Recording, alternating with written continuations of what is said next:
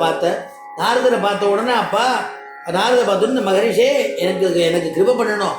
நான் ஒரு பாவமும் நான் பண்றது இல்லை, நிறைய நான் தான தர்மங்கள் பண்றேன், கஷேத்ராடனங்கள்லாம் போறேன், புண்ணியாதிகள்லாம் ஸ்நானம் பண்றேன், எனக்கு ஏன் தேவரீர் எனக்கு இப்படி இருக்கு, என்னுடைய கஷ்டம் பகவானுடைய சாட்சா்காரம் எனக்கு ஏற்படலையேன்னு. அப்பதான் பகவான் அந்த நாராயண அந்த இவர் நாரதர் அவருக்கு ஆச்சரியமான நாராயண மந்திரத்தை உபதேசம் பண்ணி, அந்த மந்திரம் கொடுக்காத ஒன்றும் கிடையாது, அதான் முதல்ல நம்ம ஆரம்பத்தை அனுபவிச்சோமே. அதனால குலம் தரும், செல்வம் தந்திடும், அடியார் படுதுயர் ஆயினையெல்லாம் நலம் தரும், நிலம் தரும் செய்யும் நீள் விசும்பு அருளும், எது வேணாலும் கொடுத்துடுமா அந்த நாமாவை அஷ்டாட்சரத்தை உபதேசம் பண்ணி, அந்த உபதேசம் பண்ணி ஜபம் எப்படி பண்றதுன்னு சொல்லி கொடுத்து, அவனுக்கு பிரபத்தி சம்ஸ்காரம் பண்ணி வச்சு அவனுக்கு வைகுண்டத்தை மோட்ச சாம்ராஜ்யத்தை கொடுத்தார் அப்படின்னு சரித்திரம் வருது. அப்போ பாபத்தை பண்ணினதுனால அவனுக்கு நரகமோ, புண்ணியத்தை பண்ணிட்டே இருக்கிறதுனால அவனுக்கு சொர்க்கமோ அப்படி கிடைச்சுட்டுனா மறுபடியும் பிறந்துட்டே இருப்பான்.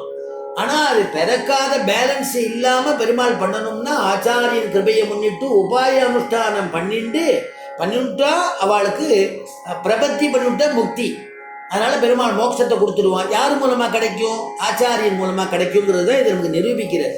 மொய்த்த வல்வினையுள் நின்று மூன்றெழுத்துடைய பேரால், மொய்த்த வல்வினையுள் நின்று மூன்றெழுத்துடைய பேரால், கத்திர வந்துமன்றே பராங்கதி கண்டு கொண்டான், கத்திர வந்துமன்றே பராங்கதி கண்டு கொண்டான், இத்தனை அடியரானார்க்கு இறங்கும் நம் அரங்கனாயம் பித்தனை பெற்றும் அந்தோ பிறவியுள் பிணங்குமாறே.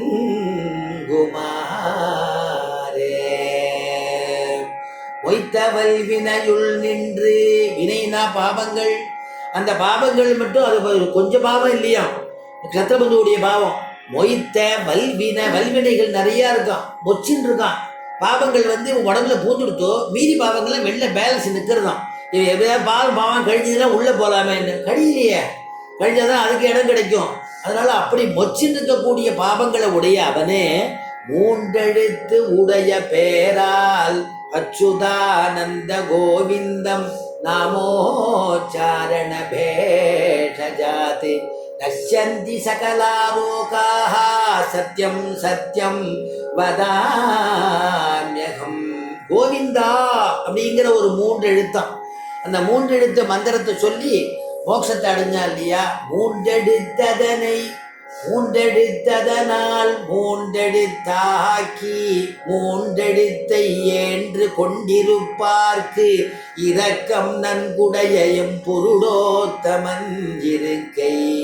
மூன்றடி நிமிர்த்து மூன்றினில் தோன்றி மூன்றினில் மூன்றுருவானான் காண்தடம் புனல் சூழ் கங்கையின் கரை மேல். ஆச்சரியமான ஒரு கங்கையின் கரை மேல் இல்லையா. மூன்றெடுத்ததனை மூன்றெடுத்ததனால் மூன்று எழுத்தாக்கின பெரியாழ்வார். அந்த மூன்று அக்ஷரத்தினால மோட்சத்தை அடைஞ்சானாம்.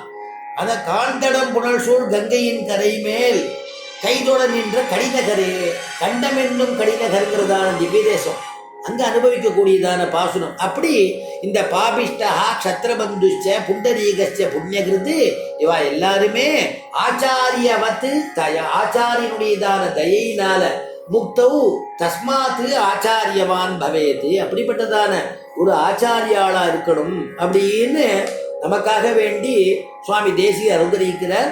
அப்பதான் சேஷசேட்டி பாவத்தை தெரிஞ்சுக்கணுமா. அதனால முதலுடைய தனியன்ல அப்படி நப்பின்னையுடையதான மடியில படுத்துட்டு இருக்கக்கூடியதான கிருஷ்ண பரமாத்மாவை எப்படி எழுப்புறா. அந்த கிருஷ்ண பரமாத்மா எழுப்பிட்டு சேதனன் யாரு, நாங்கள்லாம் சேதனர்கள், நீ என்னன்னா சேஷி, சேஷி பாவம். அதை புரியும்படியாக கிருஷ்ணனுக்கு சொல்றா. கிருஷ்ணன் கொஞ்சம் மலப்பா இருக்கான். உடனே தான் சூட்டினதான மாலை, திருச்சுலா மாலையை எடுத்து அந்த கண்ணனுக்கு சூட்டி அவனை வசப்படுத்துறான், தன்வசப்படுத்தி அதுக்கப்புறமா அவ சொல்றதெல்லாம் கேட்கும்படியாக பண்றா அப்படிங்கிறது ஒண்ணு. இப்படியா அந்த மாதிரி பண்ணினா. அடுத்த தனியில் சொல்லும் பொழுது அன்னவயல் புது அன்னவயல் புதுவை ஆண்டான் அரங்கத்து அன்னவயல் புதுவை ஆண்டான் அரங்கத்து பண்ணெதிரு பாவை பல்பதியம் அன்னவயல் புதுவை ஆண்டாள் அன்னவயல் புதுவை ஆண்டாள் அரங்கற்கு பண்ணெதிரு பாவை பல்பதியம் இன்னிசையால் பாடி கொடுத்தான பாமாலை இன்னிசையால் பாடி கொடுத்தான பாமாலை பூமாலை கூடி கொடுத்தாளை சொல்லு பூமாலை கூடி கொடுத்தாளை சொல்லு